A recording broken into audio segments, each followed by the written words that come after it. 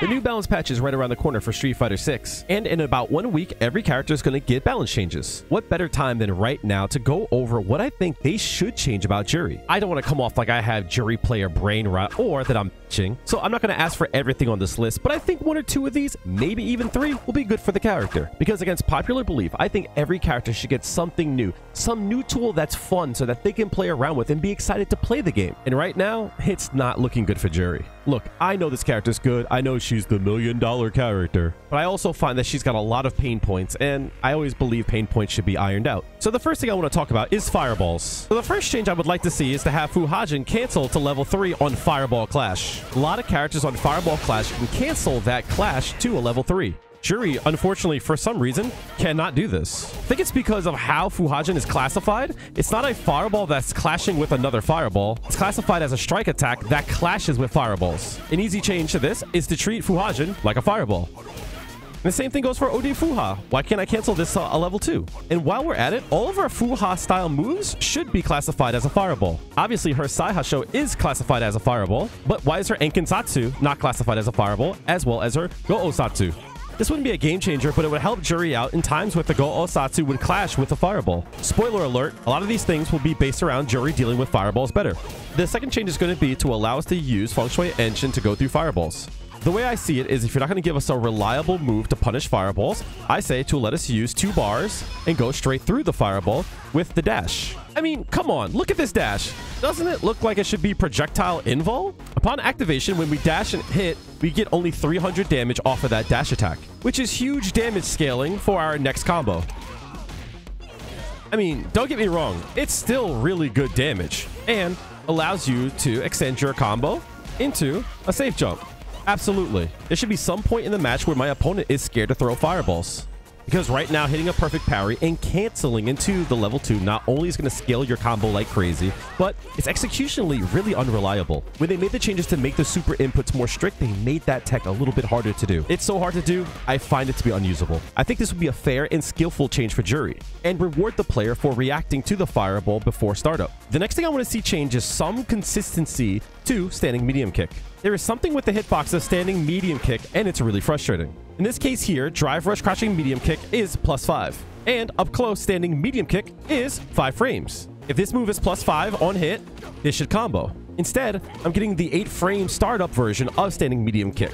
I can understand. I'm far away, so I only get the far version of standing medium kick. Well then, what about this? Even though I'm +5 and it has 5 frame startup and I'm getting the 5 frame version of the move, I'm not getting the combo. So standing, I get the far version. Crouching, I get the close version, and nothing combos. So we see this combo doesn't work even though mathematically it should. Well then what's this? I just showed you this combo does not work. Well then why does it work here? Eagle-eyed viewers will notice I'm doing a short drive rush versus a long drive rush. You see there's a sweet spot where Juri puts her head down and she gains speed. And when she does that, I believe you're a bit closer. And even though I might be the only person that cares about it, it's the consistency what I'm looking for. Mathematically, this should work. Let me explain to you how deep this goes. If you look at this case here and we trade, I'm +11. So if we trade here, I'm +11, I could do a standing hard kick. On this trade, being +11 allows me to combo afterwards. And on trade against JP, I'm +10. If I'm 10 frames advantage and use a 10 frame attack, that should work. On a drive rush standing hard kick, I'm +1. So if Chun-Li presses a 4 frame attack, we trade. Being +1 against a 5 frame attack leaves a 4 frame gap, and that's why we trade on this instance. But if I'm +2 and try the same exact thing, I lose. Even though my move was active before hers, I still lose because of the hitbox of standing medium kick. Drive rush standing hard kick is +1. And I should trade there, but I don't. Drive rush overhead also is +1, and I do trade there. Depending on the character, depending on what move I use, depending on what move they use, I can have different responses with different frame advantage. So with Juri, if you chain your light punches, they can't press a button in between. And it doesn't matter if you press a button between the first or second, or the second or third, they still can't hit a button here. But if they hold backwards, the third attack whiffs. But against some of the casts, if I hold backwards, I still have to respect that third attack. I can't walk outside of this range. If I press a button between the second and third hit, I get hit, or the first and second. If I walk backwards, I still have to respect that light attack. I can't outspace this light attack like they can outspace mine. If my crouching light kick was cancelable, I can catch them walking backwards, but it's not. Under a Feng Shui Engine, I have no issue with this. But outside of Feng Shui Engine, after the second hit, they could just walk right outside of it. I find this move to be super obnoxious with Kail. This move doesn't have a hurt box on its feet, so low attacks just whiff completely. And Juri has a similar move with her standing hard kick, but this move is considered grounded even as they leave the ground. If I delay my throw on Kail on wake up, I get hit, but since I'm not considered off the ground, I could be thrown out of my heavy kick. Even if I try to drive rush it, I could still be thrown out. So I would like to see this move be considered off the ground and have some kind of low crush property. Just look at this. From this far away, I start up the hard kick so far away and I still get thrown. I think having low crush on this move would be very strong, but at least having some kind of like unthrowable state while they're off the ground, maybe that would be fun to use. That, or we can make Enkensatsu unthrowable earlier in the startup. Because if I delay Enkensatsu, of course I can beat a throw. And while we're on the topic of Enkensatsu, let's talk about her kick specials. Without a stock, these moves are pretty bad. With stocks, they all have a purpose, and they're very good. If we use the enhanced version, we use a stock. And if we have two stocks, we can use the enhanced version and then cancel to another version of the kick special. And there is great purpose, like being able to do Sayasho Enkensatsu and continue the combo, or being able to use all your stocks and getting an extended combo. The issue is that when you use your kick specials, your damage gets scaled quicker. The first two hits of a combo will yield you 100% of damage scaling for each of those attacks. But if you start with Sayasho, your combo gets scaled to 80% on the second hit. Same thing applies for Enkensatsu. Second hit goes down to 80%. Low medium kick Sayasho Enkensatsu is an incredible tool, but on this combo here, you're already at 60% damage scaling on the Enkensatsu. I think this is very steep when having to use your Fuha stock. I believe this because we don't start the round with our Fuha stocks. We have to build them. And I agree, we can use combos and build our Fuha stock safely. But this is the issue that they always have with Juri. They always have a hard time finding balance between giving power to Juri with her Fuha stocks versus not having her Fuha stocks. Juri's Fuha stock is 34 frames. And if I want to use that Fuha stock, at best, it's going to be 16 frames. And having to trade in 50 frames at best on hit, I'm +1. And if the dummy blocks it, I'm -3. If I have two stocks, I can chain Go-O Satsu to Saihasho to keep myself safe. If I try to do that with Enkensatsu, though, there's a gap in between. So since Go-O Satsu to Saihasho is safe, what about if I have three stocks and I try to do Enkensatsu, Go-O Satsu, Saihasho?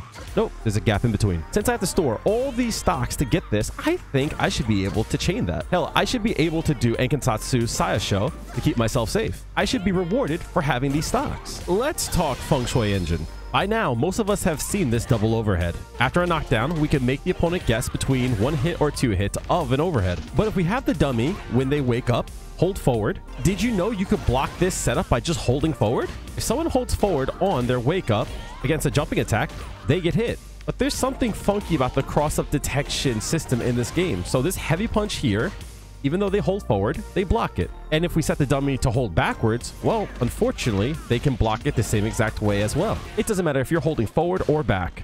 If you try to use this setup, it is impossible to hit them with it. I don't know what the cross-up detection is in this situation, but something has to change. And if you look at this setup here, if they hold forward and I only do the hard punch, I land behind them. And I'm assuming it's because technically they're blocking cross-up. There has to be something about the timing of this setup. If I jump in, they move forward and the attack hits cross-up. And since they're holding forward, they block the cross-up. And if they hold backwards, they stay in the corner and it hits in the front, which holding back will block that. So there's 1 or 2 frames where if they walk backwards, they block regular. But if they walk forward, it hits cross-up and they block it. I don't know. Something about that just feels really wrong. While under Feng Shui Engine, she can cancel every one of her moves into each other. She can also cancel any of these moves into a special attack. Moves that usually aren't cancelable, like sweep, now become cancelable. But her overhead doesn't become cancelable unless it's within a Feng Shui Engine string.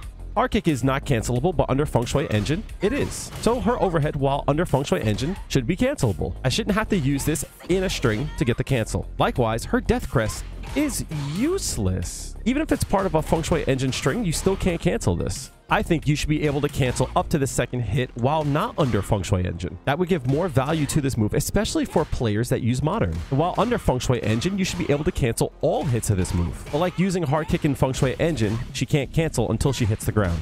Honestly, this move has no value, and I would like to see them add some value to this. And I think under Feng Shui Engine, this would be perfect. And for my last request is to put value in her OD Fujin. Since you're using 2 bars of your drive gauge, maybe give 2 stocks of Fuha. I'm not a huge fan of this, as I think that Juri's whole game plan should be about building Fuha. But one thing that we can do is to make it just as fast, but make her move forward a little bit. And she does move a bit forward, but I mean like more. And I'll show you why. If we were to use OD Fujin, we can use stocks and get more off of it. But the issue lies is that if we're not close, we don't get those options. If there is a time where we juggle into this, we could drive rush and get more off of it.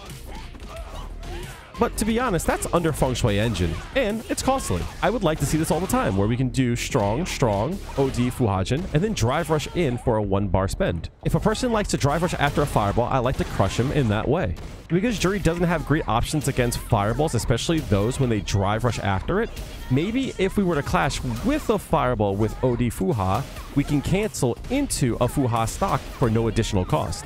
Basically, it would allow us to store and then throw the fireball immediately so we can get a leg up on the fireball war. Essentially, I'm thinking about times where you perfect parry and you cancel the fireball. Basically, this will change the whole flow of the fireball war and allow you to take advantage on it. But instead of perfect parry, we would be able to use our Fuha. And maybe make this projectile invul a little bit earlier, because it sometimes is pretty hard because she moves forward. These are the changes that I would like to see for Juri in Street Fighter 6. I'm trying to look for consistency with how her moves work as well as the frame data. I don't think any of these things changes how your opponent might feel with fighting Juri. Maybe being able to go from Enken Satsu to Sayasho might be a little annoying, but I think it's fair based on what I have to give up to be able to build her stores. But I think the consistency would help out not only veteran players, but also new players. If you notice, I didn't ask for better frame data on her normals and her specials. Do I think her OD fireball should be plus on block? Absolutely. If I store my Fuha, shouldn't my fireball be more advantage? Absolutely. Do I think my back hard kick should be punishable? Absolutely not. But I'm willing to not ask for strength in every aspect of my character to make sure we have consistency and fun for the character. I would love to hear your point of view on these changes in the comment section below. And if you don't have anything to say, leave a purple heart for me to let me know that you got this far. On screen will be a video that YouTube thinks that you'll like. So hopefully they're right. And I hope to see you in the next one. Have a good one.